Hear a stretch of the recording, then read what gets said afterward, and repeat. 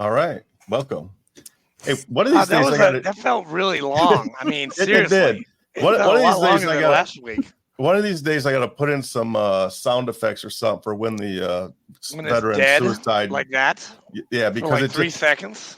Well, it's all right for if you're watching the podcast on YouTube or something, you can read that. But if you're not, if you're like on Apple Podcasts or whatever, everybody's just like, okay, what happens? What's going on? When does the show start? Yeah, so if you're listening, that's why there's a bunch of stuff, informational stuff on the screen. So, anyways, I digress. Welcome back, Sunday, beautiful Sunday evening in Middle Tennessee. It's a gorgeous day today. It was. Today we were sitting. Okay, if I butcher your name, don't get mad at me. But I have a daughter named Healy, so if I call you Healy, it's Healy, right? Yes. All right. If I call you Healy, my bad. No. And Healy, I just sent you an email signing up for the VFW, by the way. Okay. Thank you. We'll grow that number then. This evening, we're sitting down with Healy. She is an Army veteran. She's an author. She's well educated. She does a lot of stuff. She's going to make us look like a couple of idiots today, but we'll try our best. It's so not true. Yeah, she got her resume, her CV is just family therapy, marriage counseling. It's very impressive. It's gonna be good. You have a certificate in ministry?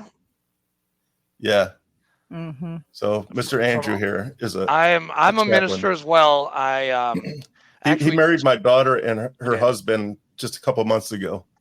I think I saw a podcast on that. That's pretty cool. I just went through that's really neat. Discernment with the Episcopal Church, and I did not make the grade to wear the black shirt and the white collar, but I could be a deacon, which, that's okay. I mean, I cut my church's grass today. It's on a block, and I did it with a push mower. Oh, I'm so tired. I'm exhausted. That should give you the grade right there. I mean, no, I can, I can't minister, to the Episcopalians, but I can definitely cut their grass and clean up after them. Well, that's the important stuff. Sorry. I had to get that off. I had to get that off my chest. I'm sorry. Yeah. He's still fuming or something about it.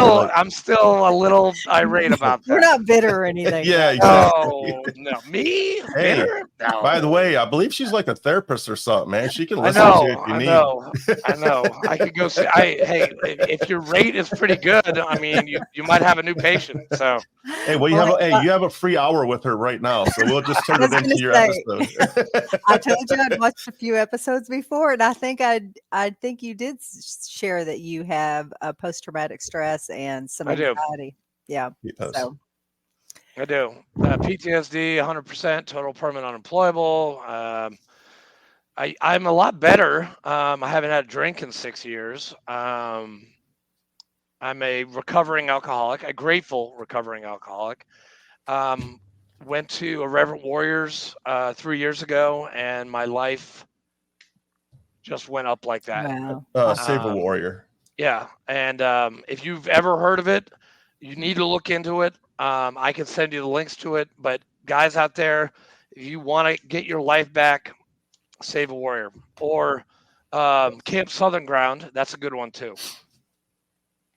Yeah, it's a hard thing that veterans are dealing with. Well, I mean, everybody deals with stuff, but veterans especially. And I did some training after I started my private practice on just specifically helping veterans deal with trauma. Because it's I mean, I didn't experience wartime myself, but I did see the effects of it. So and it's obviously a soft spot in my heart for. Yes. Well, that's a good segue. Let's hear. I mean, we could do announcements at the end, right, Fleet? Yeah, we'll do the announcements at the end. Do us a favor, just introduce yourself, where you grew up, why you joined was it the third best? The third best branch. Third best branch. Yeah, this is going to be embarrassing because my reason for signing up wasn't noble. But hopefully my ending was. But I grew up in Oklahoma. A very small little town, and my friend actually, after I graduated, she was going into the military and talked to me. It sounded like a good idea. Talked me into it. And I said, okay. We didn't go to the same basic or anything, but I was 17 at the time. So I had to have my parents sign the waiver. They weren't too thrilled about that, but I'm not sure, they had just divorced. So it was kind of a weird time anyway. So they're probably just glad I planned on doing something, because and that's probably why I joined, because I didn't have any plans. But it turned out just, and I'll say this because I like to tell this part of the story.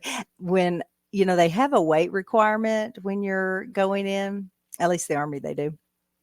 I don't know about other, but I had to weigh 106 pounds to get in. And my recruiter because I was so little, my recruiter would send me with like bananas and all this stuff for the night before at MEPS and 2 times I didn't pass. And then he bought me some weight gain. I know. And now I'm like, I can't lose a pound to save my life.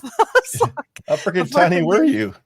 Yeah, I was like 99 pounds. It Whoa. was, That's tiny. Yeah. Wow. I haven't been that weight since I was like 4 or 5. Now I'm like, I could just somewhere near there would be great. But I actually did all my growing once I, got into the military. Then I got some height and some weight on me. But so I went in for just because my friend had talked me into it. Didn't know much about what I was going to study. I didn't know much about anything. I sent my recruiter a very nasty letter in basic training. Oh, I know. You're one of them. Okay. But I was so, and this is so sad because, and I'm so grateful for the military because, and the Army in particular, because I went in as this really naive young girl that didn't know anything. I mean, I didn't even know how long I'd signed up. Like, I knew nothing. And I came out, I just through basic and AIT had a real profound impact on me. And it really, this is, one of the things we learn in counseling is like, you gain confidence when you learn new skills. There's nothing like, I was angry at my recruiter, but seriously, I am so thankful that I did that. It was the best thing ever that brought out to me the person that God created me to be. That was what helped it come out, was just going through those hard things and physical challenges. Like, after you low crawl through some wood chips with your bare elbows, you're getting pretty confident that you can do a lot of things in life. What were you angry about towards your recruiter? Just because, and it's true, he didn't tell me a lot. He just was, it's like camp sort of thing. It's I really like didn't have. My recruiter says the same damn thing. Camp with guns. I was like, okay, sure, sign me up. Camping with guns. Sounds great. I had no idea. And so just physically, it was very challenging. But it wasn't undoable, though. They make it where you can do it. You just don't know you can do it at the time, which is what I really needed to know, that I could do stuff. And so that was really neat. And I came out of basic and AIT a very, I had a lot more confidence, not complete confidence like I do now, but it had grown significantly. So I was glad about that. And so in my MOS was 71 Lima Foxtrot 5, which is administrative specialist with a postal clerk identifier. Nice. Because I had joined the reserve first, and then so that was the unit that was in the area, was postal. So now this unit was great. We got to go to so many places in the U.S., and I went to Korea twice for my 2-week. Well, that gets you in the VFW too. Were you there? I was only there 2 weeks out of the. Okay. Well, I guess it was a total of 4 weeks because we that'd went be 30 plus days. 87, Boom. Yeah, That's another. You're in another again. reason to join the VFW. Oh, goody. So gosh, she's mine. I went to so I was going to college because once I got out of basic training, my confidence was up. I had never dreamed of going to college, but thought, hey, I could do this. And I didn't do very good, mind you, but I did finish. So and after I graduated college, I ended up going active duty just because of it was really hard at the time to find jobs. And I thought, I think I'll go active duty. Like I like the Army. I just became very, I don't know, patriotic. Maybe I didn't even know there was such a thing at 17, but I was willing to die for my country. It didn't take basic to get that into you. Like that was a really important place. So yeah. And then I went active duty and had a few duty stations after that. I went to Fort Drum, New York. Thanks, Paul. And when I was there, I wasn't even there 30 days and they sent me to Somalia. And we Camp Lamagna? I don't think so. You mean in Somalia? Mm-hmm. No, I don't think that was the name of it. I'd have to look it up, but I don't remember. We were there at the very end part. And that was, I'm telling you, I would remember writing in my journal just because I worked the night shift there and I worked in, I think it was communication security, somewhere with confidential stuff. So I had to work over the burn pit, When I went to Fort Drum, and this is not to bash any infantry guys, but they assigned me to the infantry unit. Bash them. My name was Healy Ikerd, and not that you could tell by last name anyway, but they thought I was a guy. And so they assigned me to the infantry unit there at Fort Drum. I guess they didn't look at my paperwork because when I showed up, they were like this, what are you doing here? Because it was all guys. And so it's changed now in the Marine Corps. We can have women now in the infantry. Yeah. I was just doing administrative stuff, so I don't know why that was a big deal. But so that was my first active duty assignment. And I'm telling you, they gave me a run for my money. Like they did not want me there. And I'm quite certain that's why they said, send Healy to, or specialist something to Somalia, within shortly after I got there. And then I got all the grunt jobs in Somalia on base. Yeah. So I was, night shift. Yep. So you had to sleep during the day with the sand flying around. Like it was, I just wrote in my journal that I'm never taking a bed for granted again. I'm never, clean eyes and nose and ears. Like, hey, you didn't have to shave your face dry razor. Like my first sergeant was like, hey, you got 5 o'clock shower. You need to go shave your face. I'm like, first sergeant, we're in the desert. There's no water. I mean, come on, man. Dry shave. Infections out here? I don't think so. Yeah, that sucked. That was terrible. Yeah. Thank you, First Sergeant Guzman, wherever you are. I have a few sergeants I'd like to thank for all my hard. Yeah, but again, it was a growing experience.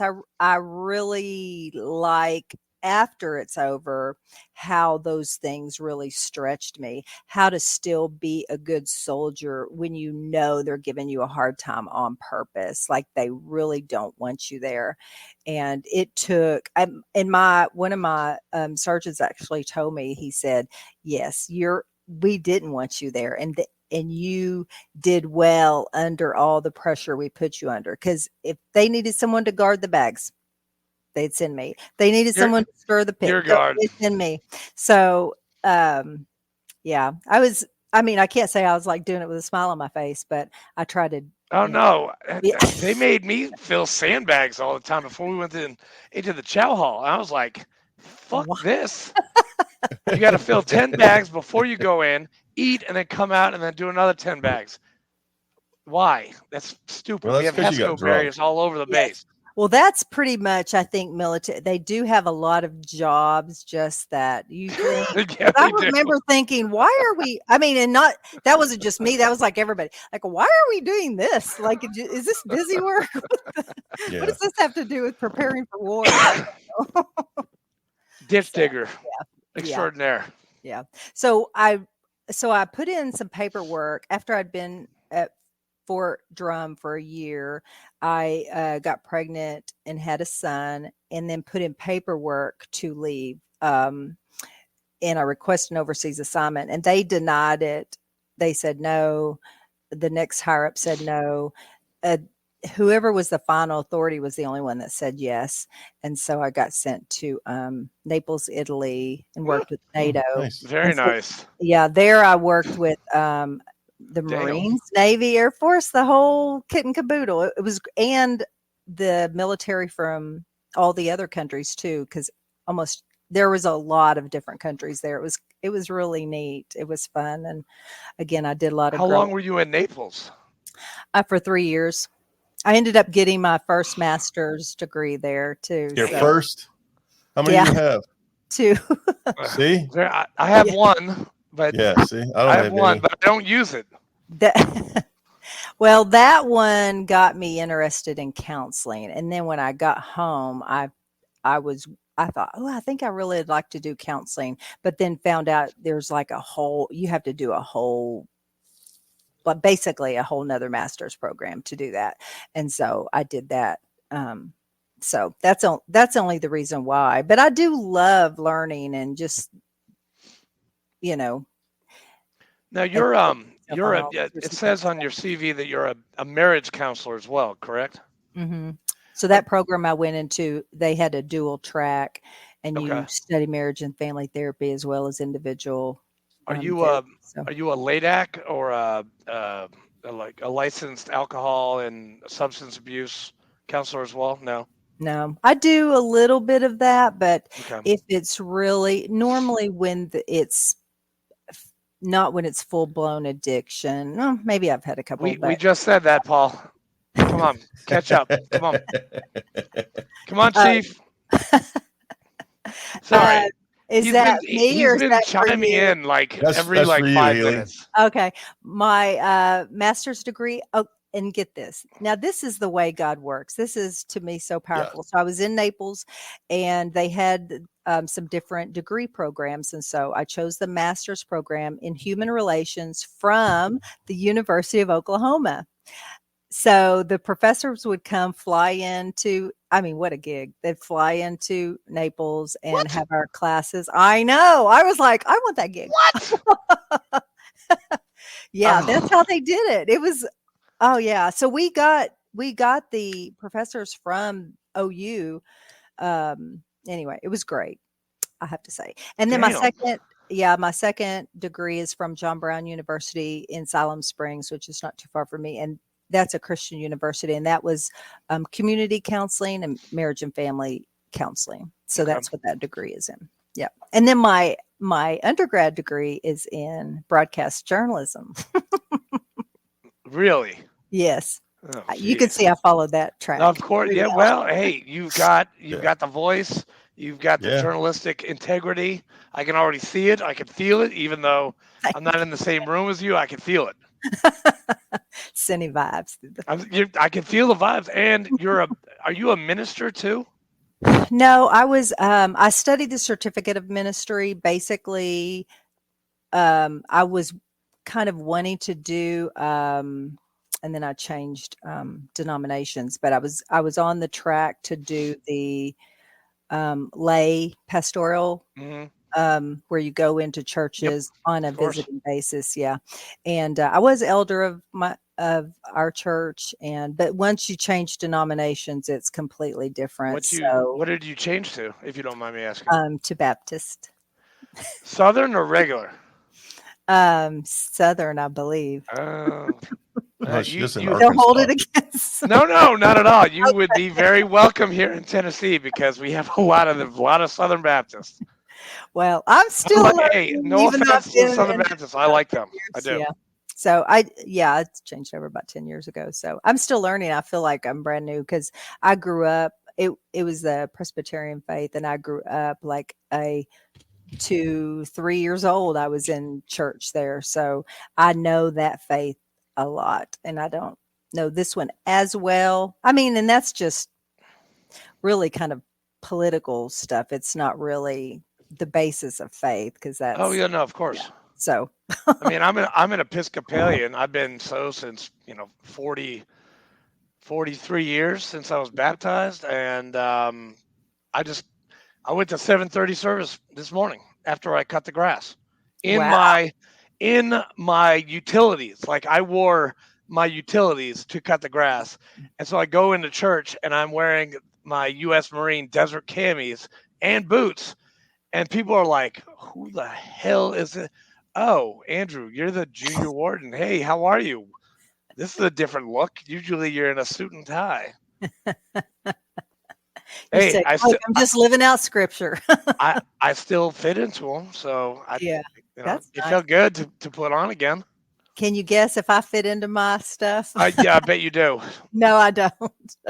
You Not don't? Whatever. Whatever. Yeah, you're I lying. don't. Yeah, whatever. No, I won't tell you how much weight I've gained, but I'm sad to say I can't get into any of my stuff. I could probably get into the later jackets, but that's it. What years were you in the Army? I joined in 85. Oh, shit. Yeah. Oh, shit. Okay. Wait, that's when you joined, Fleek. Same year I went in. Yeah. See? Maybe we And crossed you got out in... I'm sure. I got out in 98. So damn. Hey, wait a second. When were you in Korea? So I went to Korea also. 87. So I was in Korea in 80. April and November. We went 2 different times that same year. What part of Korea do you remember? Daegu, and I think the other one started with a Y. Ying Pong. Okay. I was in Busan. I was in Busan about the same time. Oh, that sounds familiar though. And Busan, Incheon, Chosin Reservoir. Korean War. Yes, it does. Yes, Busan sounds familiar. Okay. See, I'm not as educated as I'll seem. in the Marine Corps, you learn all the ranks, you learn your general orders, and you learn the big battles. And they always do it in an acronym form: PIC, P-I-C, Busan, Incheon, Chosin Reservoir. And that's how I remember it. And that's when we got flak jackets and boots because it was so damn cold. So thank you, Army, and thank you, Marine Corps, for serving and giving us flak jackets and warm boots. Well, I will just so that, I'm not too much of the enemy over here in Army land, but my dad was in the Navy. All right. My dad was in the Navy too. Yeah, he served on the USS Forrestal. Oh, yeah. Shit. Yeah. Was he there when it caught on fire? No, I think he got out like right before that. Yeah. Oh, shit. I think because that was 1967. I think, and I was born in 1967, so he was out of the military then. Okay. I was born in 1977. You're 10 years older than me. I just threw that out there, like now everybody knows my age. Seriously, I swear you look way younger than that. Thank you. So I have our whole family is filled with military. When I was in my master's program for counseling, we did like this family of origin tree, and I was like, oh my gosh, like no wonder I just kind of joined. Like it's so in our family, like almost everybody, at least the males. I think there was one. I was the first female in our family too, but there's, I think, one other one that went to Air Force too. So anyway, so we come from a long line and my cousin actually retired from the Marines. So hoorah. Yeah. Y'all need to have him on. Actually, that'd be 20. He did 20 years in the Marines? Yeah. Is he gung ho? Is he a hard charger? I was trying to think of the right word, but yes. A motard. Yeah, hey, easy. I'm the motard of the group. Yeah, he's up in Kansas, so yeah. Okay, Kansas City, Kansas, or Kansas City, No, Missouri? just Kansas, the state. I Oh, can't okay. remember. It's a small little town that he has a little farm there, and yeah. And you live where in Arkansas do you live? The northwest corner. So Fayetteville. Have you heard of the Razorbacks? Yeah. Oh, So yeah. you're a college we're not that great, but in much. Track and field, maybe. Yeah. Fleek has another podcast called the Nosebleed Report, and so he'll probably do some research on the Razorbacks if you let him. He's Have you done doing any it right research now on the Razorbacks? I have not, but didn't they just get a new coach? Mm-hmm. Yeah, not too long ago. He was from Kentucky, Fleek, I do believe. Yeah. Yeah. My husband's from Louisiana, and he's a big LSU and Saints fan, so he could talk some football now. But What parish is he from? Let me think. Avoyles. Okay. Sorry, I've got I'm sure I didn't pronounce that right. bunch of good VFW guys in Louisiana. Bobby Laverne, if you're there, if you're watching, he's the past state department commander of Louisiana. Who dat? Oh my God. No, seriously. I do that every time I see Bobby, and I will yell that in a room of like 400 people. Who dat? That's funny. Yeah. Well, and so after I've served 3 years in NATO, I re-enlisted on actually a Navy ship. I was trying to think of the name of it, and I cannot think. They would pull into port all the time, and there was one there about the time I was re-enlisting, and I was like, I think I want to re-enlist on a ship.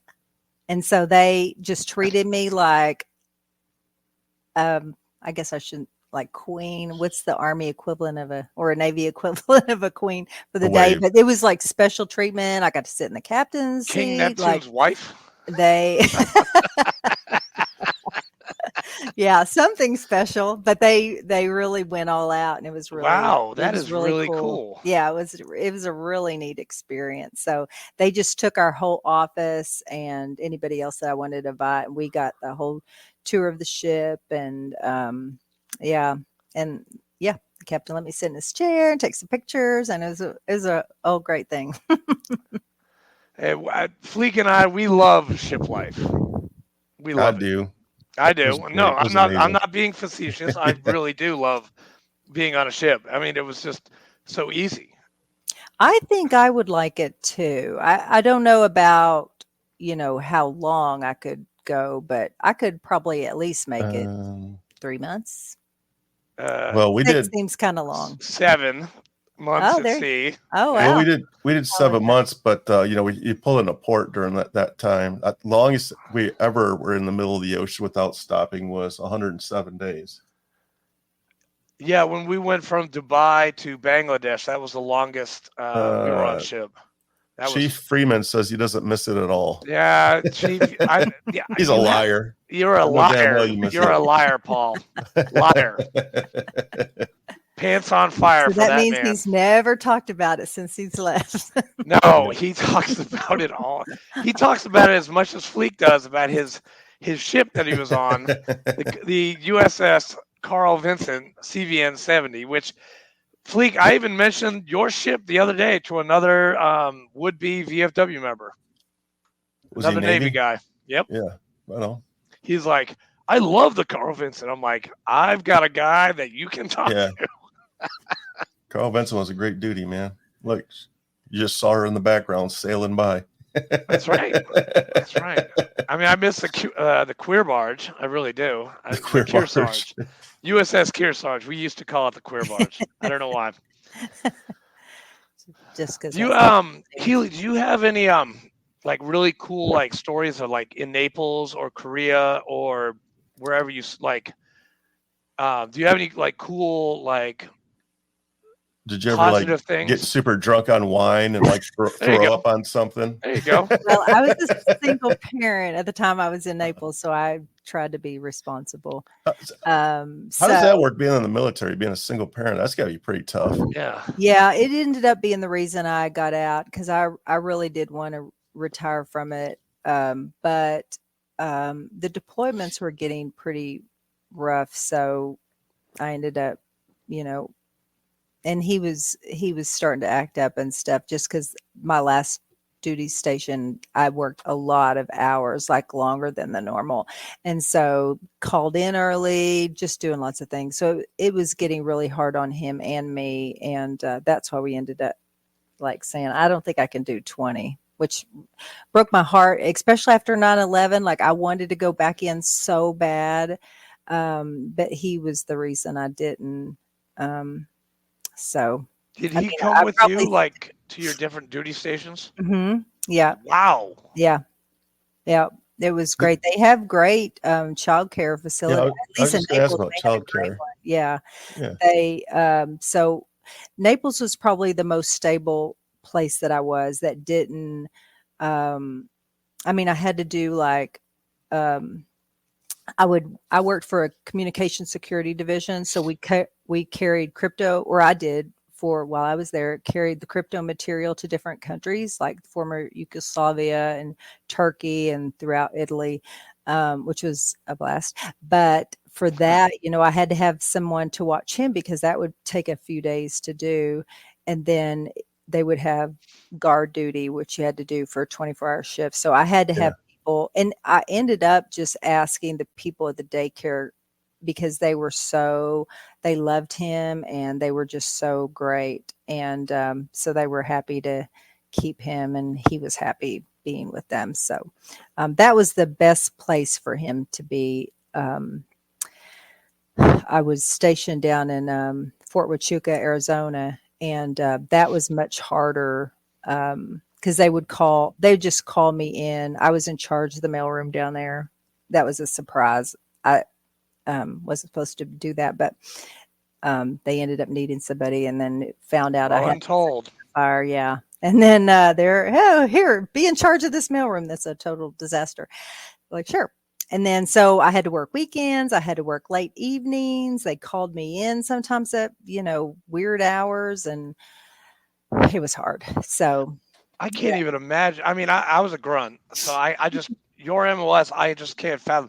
Like, you have to take care of the mail for like what, 70, 80,000 people? Yeah, at that's Fort crazy. Was about 6,000 students, because they had training. It was the 111th Military Intelligence place that was there, or brigade, or I'm not even sure, company, whatever it was called. They had all the students coming in and learning MI there. So we had mail for all of them. So it was hard but I didn't do mail. I did mail in the reserve for part of my time in the reserve. And then I went back to the administrative work, and I did that throughout my active duty time. I tried to do broadcast journalism. I applied for that, but they said they didn't have any slots. So I stayed in admin. But Arizona, I was supposed to go there and do admin and have this. It was supposed to be a great gig. And then I got there and they said, surprise. Oh, it was so hard.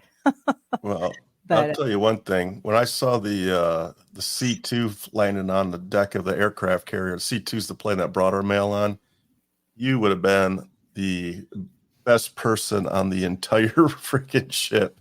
Yeah. We love our mail. Yeah. We love our mail. Definitely. Yeah. Well, in Korea, that was the thing too. I mean, Arizona wasn't too hyped up, but when we went and helped out the postal clerks and mail rooms in Korea, they were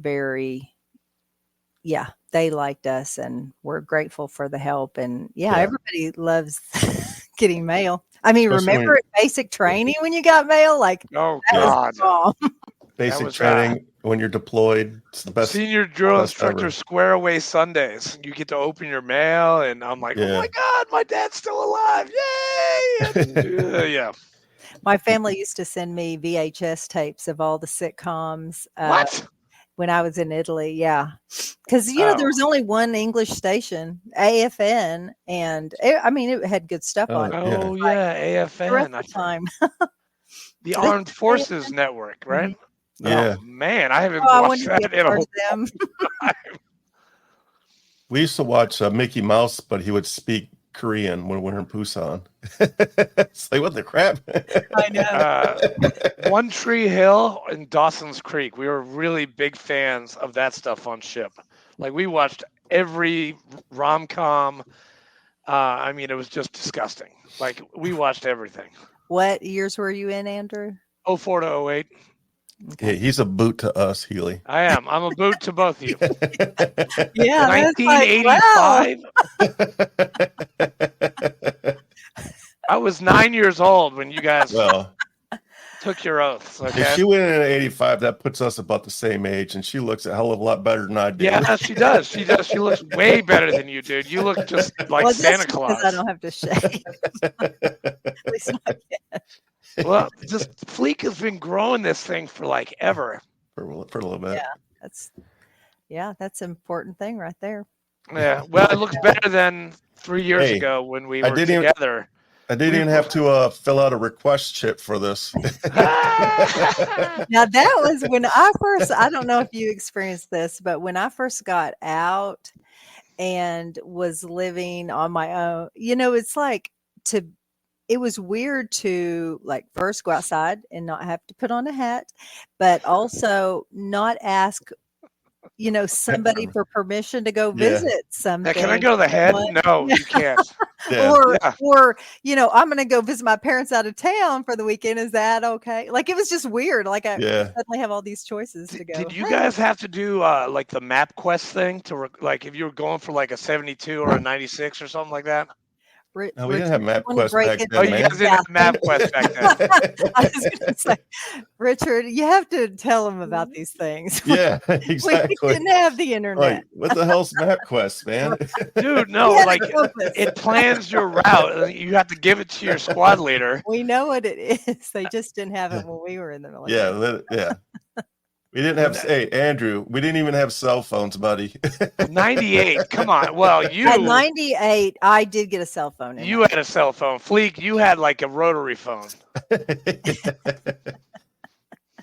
But I didn't have any cell phones in the military because I didn't get one till I got out. Yeah. Same. And then I only had 15 minutes to be able to use, on a plane. I had one, but we weren't allowed to bring it on deployment. We had to use SATCOM. That's interesting. Paul has another question for you. Have you seen an increase or decrease in PTSD cases? I personally have seen a decrease in them, but that doesn't mean there is a decrease because the VA does offer benefits of that, and they have upped that a lot lately. And so let's see, when did I start my practice? Maybe 12, 13 or something like that, somewhere along that time frame. That's why they were doing training of private counselors, because I don't think the VA could handle that. So they were some overflow of that. And if insurance covers it, then. But so for me personally, a decrease. And but I think the VA, and I don't know the stats on that, but I would think the VA is seeing more because at least here locally, they have expanded their psychology department, or I don't know what they call it, but psychiatric. But yeah, there you go. Where they see. Sorry. Okay. I told you. Listen, Doc, my dad was a psychiatrist, so I got the whole rundown growing up. Like, Dad would interrogate me. Mom was a lawyer. Dad was a doctor. So, Mom, I was very scared of her because she was a disciplinarian. Dad would just talk to me like, "So, how was your day, son?" I'm like, Oh, Was he so I got it for analyzing you? both. Huh? Dad, yeah. God rest his soul. He analyzed me from like day one. See, Andrew was privileged. He grew up in a very influential family. It sounds Okay, like it's not listen, that influential. Well, maybe in Al Gore history, yes. Al Gore himself was in your house. I took Al Gore to the bathroom in 1988 by you hand. put that on your resume there. Yeah. I have a picture. It's been on my Facebook. It's me and my whole family and Vice President Gore and the senator from New Hampshire. And everybody's smiling in the picture. It's 06 in the morning, and you see my ugly mug in the back, and I am not smiling because I do not want to be there at all. Okay, let me tell you a neat story about Al Gore. Please, Al Gore. tell me a funny story about Al Gore. No, but it's sort of related to him. So Bill Clinton came to Fort Drum when I was there. Oh yeah, you're nice. in Arkansas. So yeah, and my son was about 6 weeks old. I mean, maybe a couple months old. He wasn't very old. He and hit so I on dressed him up. They said, "Hey, since you've been to Somalia, we want you to go and be on the, in this area to meet the president." And since I was from Arkansas too, I thought that. So I dressed my son up in some Arkansas jumper, Nice. and sure enough, yeah, they. President Clinton held him, and so we snapped a picture in the. What? Yes, isn't that That's great? Oh, that was in the local paper too up there. Did he hit on you? Slick Willie. Slick Willie. Italy. Well, Did he have one of his guards come back and slide you a note? Shut up. Oh man, Slick Willie. That's actually pretty cool, Healy. That's very yes, that is that very was cool. really neat. So it's a picture I like to share on Facebook every now and again, just to say, "Hey, awesome." Yeah, that's fun." So yeah, well, I think you asked about some cool stories in Italy. I'll share a few. So one of the people that I met was in the Navy. He was a Navy chief, and we were at orientation together. So we all went. Freeman? No. So it was a bunch of Navy people and an Army person, and we went downtown. This was within just a couple days being in Naples, and his wife had a purse that was at an angle over how you're supposed to wear them. Yeah. And so guys went by on a moped and in downtown Naples and grabbed that purse off her side, so it was connected to her, and I mean, it started pulling her, and then the thing ripped, and they stole. That was my first impression of Italy or Naples, and getting robbed right in front of our faces. We're all like, "Oh, it happened so fast we didn't even know." So that's what they did was, ride by and. So you had to be very careful. Hooligans, those Napoleons, or Neapolitans, right? I don't know. I don't know what that many Naples people, whatever they're called. So they had a high crime rate in downtown Naples, and so from that point on, I was like. I had a mean look on my face. Right. Do anybody even give me the side eye? Like, I'm like, oh, God. Okay, that's scary. Don't do that again. That was kind of scary. This is the most Paul Freeman question ever. Are you ready for this one? All right. Paul loves pizza. Oh. Yeah, it's better than Chicago, dude. Oh. I've had pizza from Naples, and it's better than Chicago. It's sorry to ask. It's seriously the best. Yeah. Was it like what do you call it? Neapolitan? Wait. It's Neapolitan, right? Neapolitan.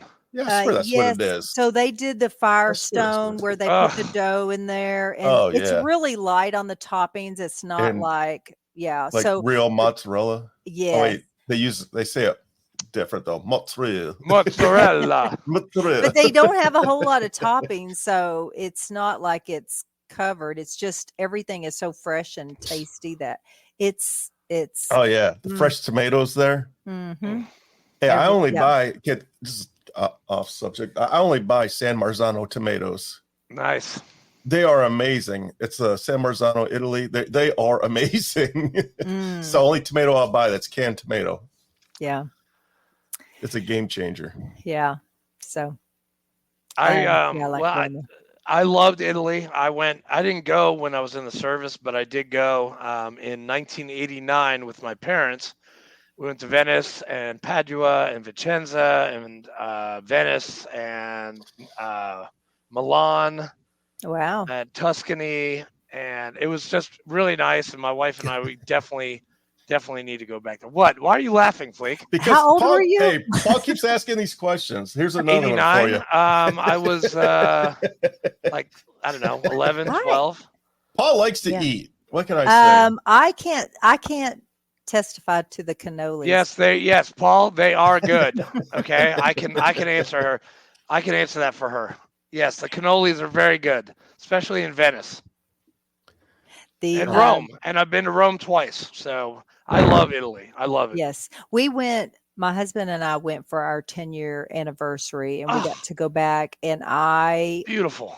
It was like a very full circle for me to be able to get to visit again and just show him the places that I had been before. And it was really special. So, and I got to eat all the food. I was like, okay, I got to try this. I got to eat this and this and this. I didn't even eat a cannoli.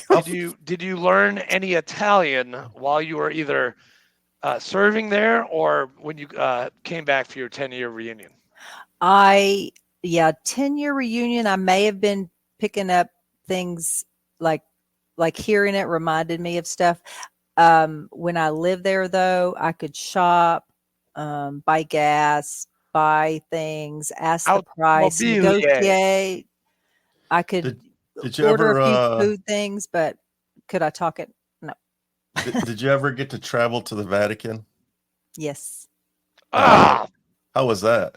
That was wonderful. Damn. I tried to film in there. Here's one of my stories. Did you get in trouble? So yes, the Swiss Guard will take care of you. They didn't, of course, because this was what year was that? Like probably 95 or something. But I had just slung my camera over my back on, so it's pointing up. Why aren't you I did get a little. How come you're not allowed to film in there? I think maybe it's kind of sacred or something. And it's another country. Like, it's not Italy. It's its own Vatican. country. Yeah, it's its own country. So they have the rules. Yeah. Any Catholics out there know why we can't film anyone? I'm a Catholic, but I'm an idiot. So I'm gonna guess it's just because it is a church. Or could but be. Yeah. I think they did. I mean, they don't want flashes and stuff on that. I could kind of see the flashes because wouldn't that like wear down like the artwork or something? Mm-hmm. Did you see the Pope? Yeah, I got you. I did not see the Pope. I think we did see someone in our 10-year. Who was that? Someone came walking through the basilica. A cardinal. Basilica. Yeah. Well, somebody cardinal? like it was kind of a big deal, but I can't remember. I have to ask myself. That is, it was somebody big. You have had a fascinating life. That is. Yeah, that is very cool. I'm like impressed. I'm like, damn. Oh, thanks. Did you go to the Pantheon at all? In the big in Rome, the big dome building with the big eye up in the center. Oh, maybe not. I don't think so. I was a classical studies major. That's where we went. Yeah, we went on our 10-year to that. Because I think that was one place I hadn't gone when I was stationed there. Yeah, Colosseum. Mm-hmm. Yeah. Did you see? My husband loves history, so he. Can you still walk through the Colosseum, or is it roped off because it's gonna fall apart? Yeah, I was pretty roped up when I was there. It wasn't because like when I went there in the mid-90s, whatever year I was visiting, it was a lot different. Like even Pompeii, we went to Pompeii in Naples. You went to Pompeii? Yeah, and that was back when you could go inside everything. And now 79 AD for those guys that don't know. they had roped everything off, and so you could go. Yeah, it was a lot different. Did you see the house? You saw the House of the Fawn? Yes. So let me tell you, when I was in Sorry, as a Naples classics the major, first that's like time- my mecca. when I went there the Yes. first time, Pompeii. This was what was most interesting to me. It was like litter everywhere, so a lot of trash on the ground. And this time when we went, there was none. I told my husband, I'm like, wow, they must have had a big, like, I don't know, it was all clean, like there was nothing on the ground. And before it was like trash. I mean, I've got pictures just of, so people just throw their stuff down and think anything of it, but they must have had a revolution in Naples where we don't throw trash down anymore. Did you see the ash sculptures of like the people? Yeah. I'm so jealous of you right now. Yeah. So jealous. Okay, here's another. Uh-oh. Listen to this. So my son was 6 months old, and we just got to Italy, and so one of our little outings we climbed Mount Vesuvio. So I had him strapped to my back and climbed the Mount Vesuvio. It was the bomb. Now you know what? You just need to stop talking right now I because know. you're getting me very irate right now in my head. Hey, Andrew, I don't get to share these kind of No, I think that is like the coolest thing. I'm getting excited. That is the coolest thing. I studied Latin, I studied ancient Greek, I studied the Romans, I studied the Greeks. And what you have seen, I have yet to go to Pompeii, and I studied it for 4 years. And I have never even been there. I've been to Ephesus, Turkey. I've been to Athens, Greece, but I've never been to Pompeii. Pompeii is on one of my lists to go. I think there's another ruins that's right near there, the Herculaneum. Herculaneum and Ostia, yes, those two towns, yes. Yeah. What? I studied it for 4 years, man. Andrew knows everything. Have you ever made it down to Have you ever made it down to Malta? I have. Yes. You have? Yes. Yeah, we went there on our 10-year. Malta sounds amazing. That was my second port. And by the way, the men, they wear capri pants. Every single man that I saw was wearing capri pants. It was just very disturbing. Very disturbing. Now that's a culture to study right there. That they've got some cool history. The beer is called Chisk, and it was not so good. It tasted like, I don't know, like a little hoppy with formaldehyde. It was just kind of gross. That sounds amazing. I wouldn't know. No, Malta. I mean, Malta was cool. Malta, Dubai, Malta. Didn't go to Italy, but we did go to Bangladesh, and we went to Kuwait, Suda Bay, Greece. We weren't allowed off the boat in Suda Bay. We had beer on the pier because, we got in trouble. In every port that we were at, all of my guys got in trouble.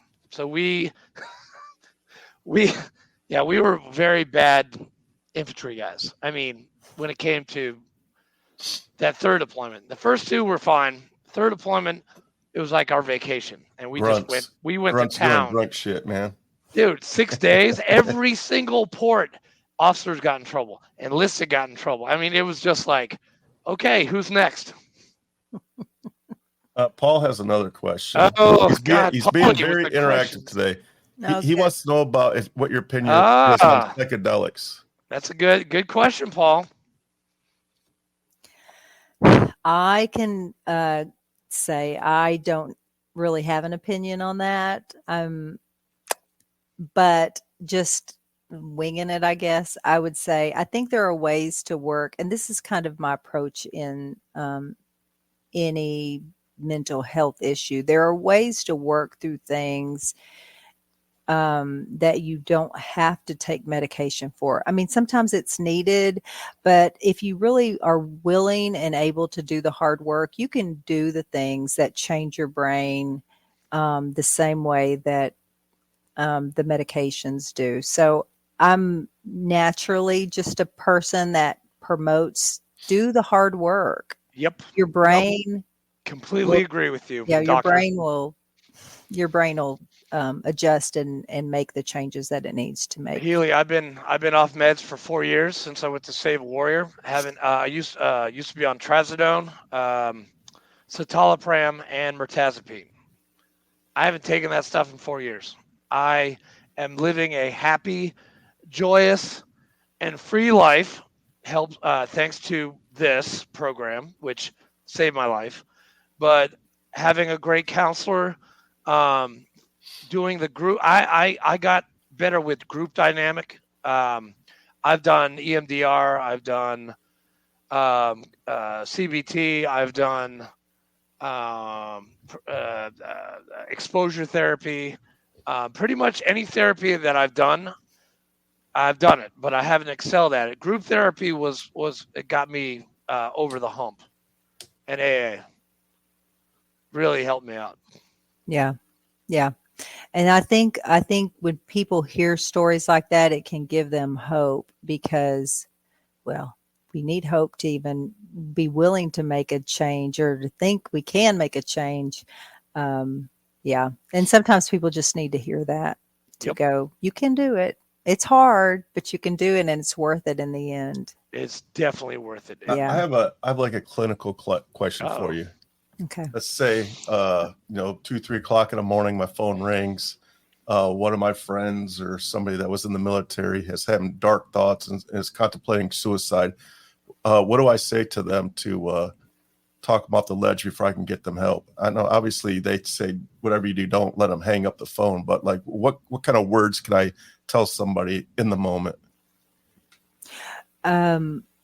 Well, one of the things that I tell people, and I don't know if this would be good in the moment because I don't know. I've been on those calls too, and I think they're very hard. And knowing the person in particular, like what do they have to live for in particular, you can pick those things.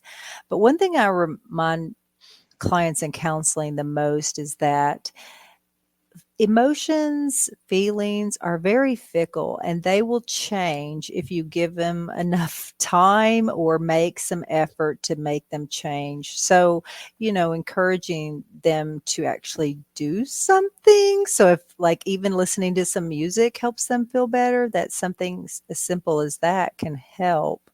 But that's, sometimes we believe that our emotions tell us the truth, and that's not true. They often are deceiving. They tell us we have no hope when there is hope. They tell us no one cares when people do care. They tell us we're not loved when we are loved. So it's if people can just get this, don't trust your feelings, especially if you're making big decisions. Definitely don't trust them because they can be very inaccurate and false. And so that's more of a skill they need to just know that before. But when I was talking to someone on the phone once, that was one of the things that there was a show that they loved to watch that would always make them laugh, and so we made sure that was on, and that, yes, I stayed on the phone, and that there was somebody else there. And so all the basic things that, but I will say that most of the time when people say they want to die, because I question when people who come to me with suicide ideation or have tried, have attempted, or I will always ask this question because I heard this in training once, and I now believe it's true. That do you really want to die, or are you just tired of feeling this way? You just don't want to feel this way anymore. That's a great question right there. Yeah. So if you don't want to feel this way, we can change that. Because most people don't want to die. We have a natural instinct to want to live, even if things aren't perfect. We kind of intuitively know that things will change. But that's the question that I've started asking since that training. And it has helped people a lot because they haven't thought of that before, of thinking, oh, I don't want to die. I just don't want to feel this way anymore. Like, okay, we can work on that. Right. And so that gives hope. And Blake, that's that's all that's people going need. in the cookbook, man. Hey, I marked That's it. going in the I cookbook. marked it.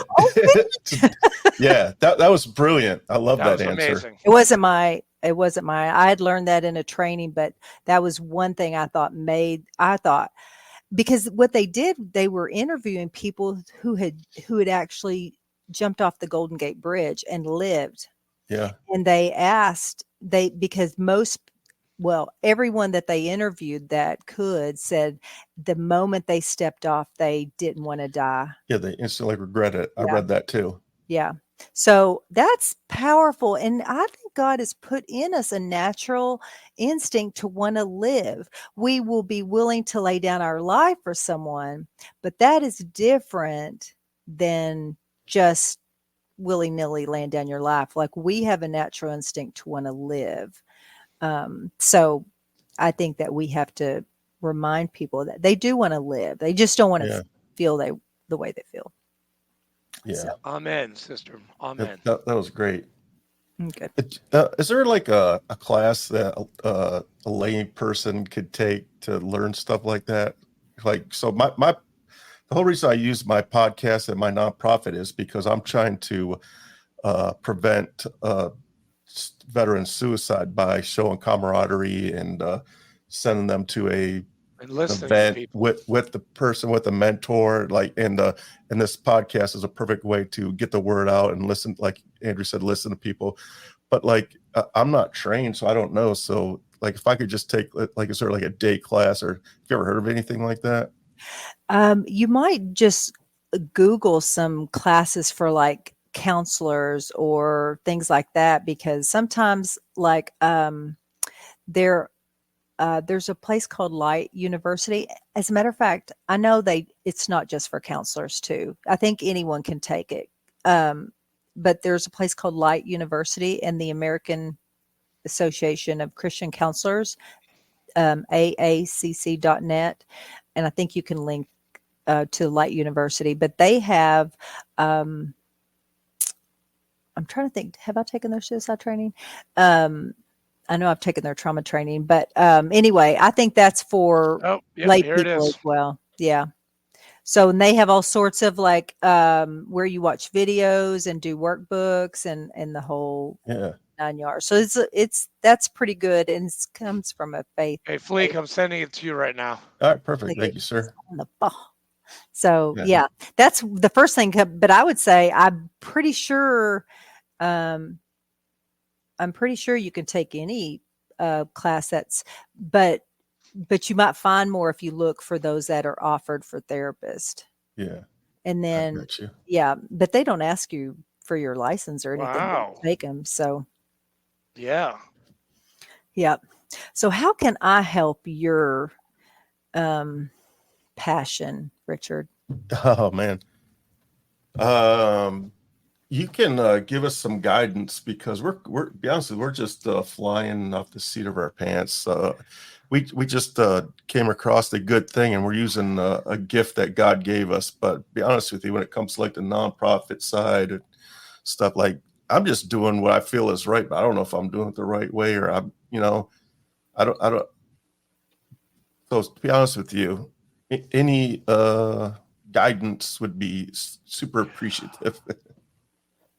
We probably need to add the mental, someone, that's learned in mental health, probably in Minutes Wisely. Maybe we need to get that aspect.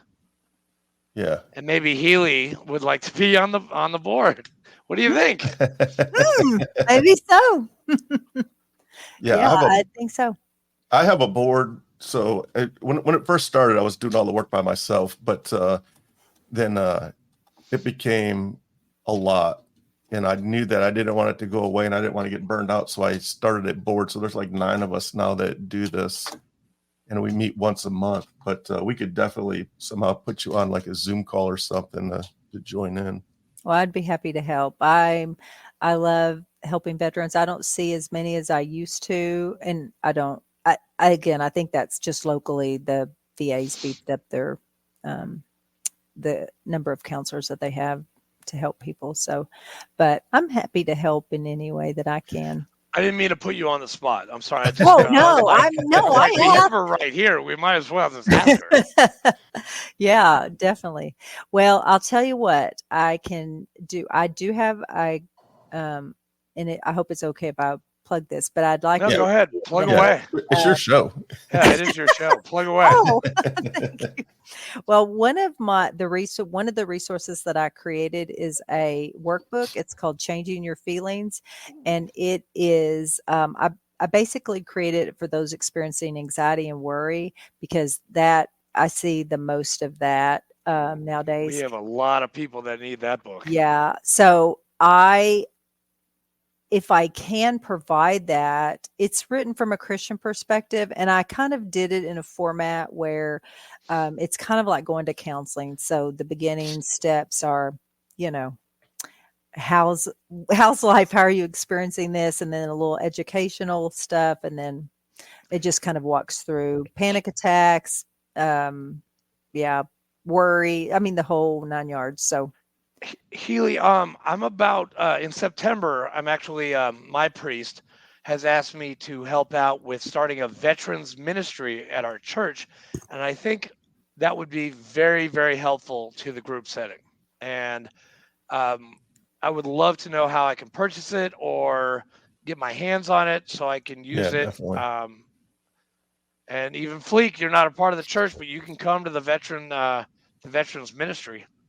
And when it starts in September, I would love to have you there, man. Oh, yeah. So I can it's on Amazon, but that's full retail. But I can send a link with a discounted price and or it's kind of large, but I could probably send like sections of the book in PDF if you'd like. Sure. You probably whatever's easiest for you. Yeah. So yeah. Do you ever make it to like the Nashville area? Well, they used to have they have the World Conference for Christian Counselors there in Nashville, or they had for several years. I think last year they changed it, but yeah, the Baptist Church is on 10th Street. I was exactly where it is. I was going to Nashville every other year for the counseling conference, but since COVID, I haven't. Yeah. I'm going to one in Dallas this year instead. So if you're ever in Nashville, would love to have you come by and talk. Yeah. Oh yeah, I'd love that. Yeah. That would be great. So I guess I was asking that too, so I can, if something like the workbook can help. I can't I don't know that I could afford a whole bunch, but I could afford like some to give and for. If that would be of help. No. Yeah. No. We'll take care of that. Well, yeah, that's fine. Okay. Or maybe you can come. I was just I want to help in some way. Or maybe you can do a live and come to one of our post meetings or district meeting, because now I will be the District 5 commander of the VFW in Tennessee. Maybe come talk to us about what you're doing. We have 4 meetings. Our post, sorry, Commander. Our post has 10 meetings in the year, and district has 4. But we'd love to hear what you have to say. What's the name of your workbook? It's called Changing Your Feelings. Changing Your Feelings. That's what it looks like. Yeah. So it's pretty thick, but let me tell you some sections in it, and that's why I think I can afford $20. Well, it should be $16.95. Yeah, $16.95. It's $16.95. Yes. I'll buy a copy.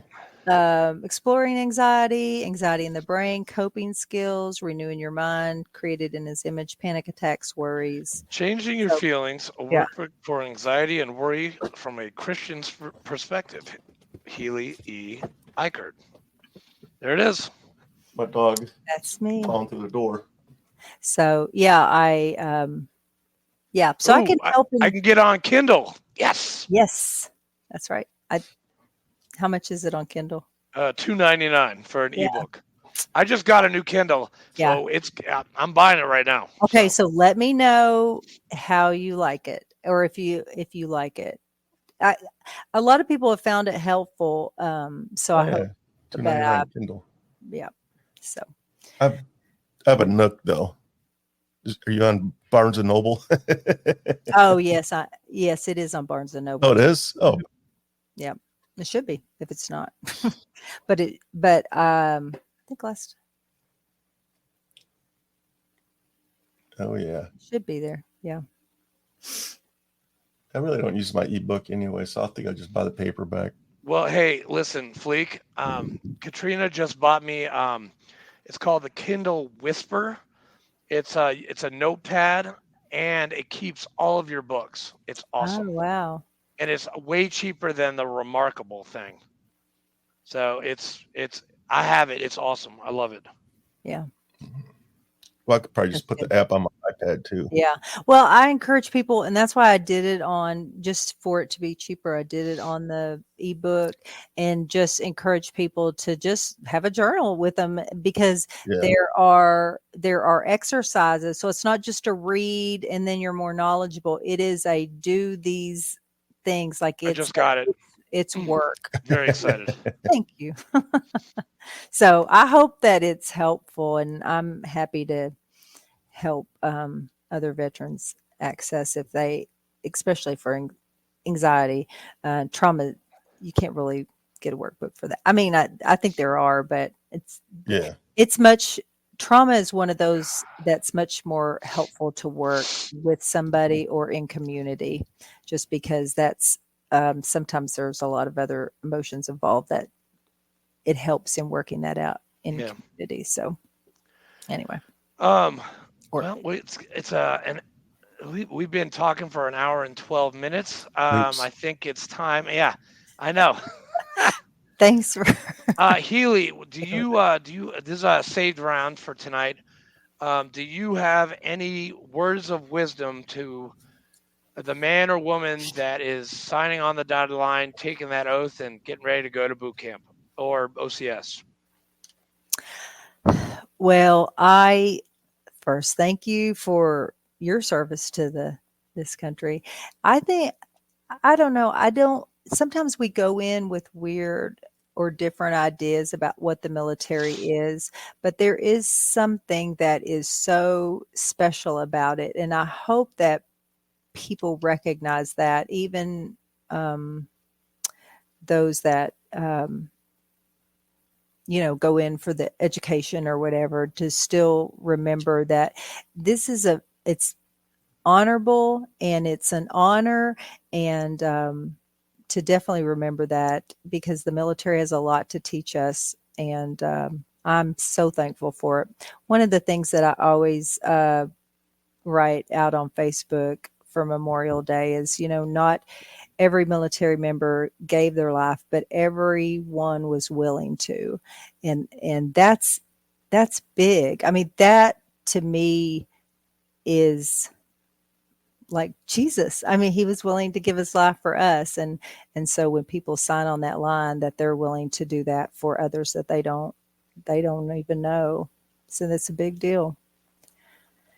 I'm very thankful for that. I think everybody should join, frankly. I think so too. Dude, that was good. I got a lot out of it. Man, that should have been a sermon of yours today. Man, that was good. Yeah. That was good. Yeah. And also, when you're in boot camp, don't write your recruiter a hateful letter. Hey, you should have said it was going to be like camp. I mean, that's a little bit much. I was mad at mine. He took my scooter. Like, I gave him my scooter. I was like, hey, see ya, take care of this. And I never saw him again. He's like, yeah, why don't you go be a machine gunner? Because I was a machine gunner. I'm like, okay, that sounds cool. Exactly. Did he give me a long list of things I could choose from? No, he just said, sign here. You're going to love it. He effed me up, man. He did. Thank you, But Staff God Sergeant. uses it all for good. And that's where at the end of the day, we know it was for good. I want to, before we end, I just want to let you know that before you hopped on, I told Andrew, I was like, man, I'm exhausted. Like, as soon as this let's not do a long one today. And he's like, yeah, I'm exhausted too. And here we are at almost an hour and 20 minutes. Yeah, we were supposed to cut you off like 30 minutes ago. And we're like, but we're also like, if it's interesting, just keep it going. But I got to tell you, man, your episode was amazing. I love talking to you. And we didn't get to get our things out in the beginning, announcements in the beginning. So that's okay. They'll see you next I just want week. to say we have a golf outing coming up in 9/11. We already have a couple sponsors already signed up for it. It's going to be a great event. 9/11 here in Middle Tennessee. Look us up if you're in the area. If you like to golf, you want to travel down here, come and see us. Healy, I want to say thank you for your service to our beautiful country. Yes. Thank you for what you're doing today, helping people out. Thank you for coming on our show and telling your story, because frankly, we don't get a lot of females, and I love when we get the female perspective. It's awesome. I love it. Agreed. Well, I want to say thank you guys very much for having me. And, it's a real honor for those of us who don't get to talk about our military background much. Like, I really love when people ask me questions just out on the street. Like, it's a lot of fun. So I think that's great that you guys are giving people an opportunity to just share their story and I don't know. It's like we're proud of our service, and for sure. It's nice to share it with people. So and thanks for being there to let people it's do cathartic that. to share your story. It sometimes brings a little bit of, I'm going to use a clinical term, closure on some issues that we've had guests that they were very nervous in the beginning, and then they wouldn't shut up after like an hour and a half.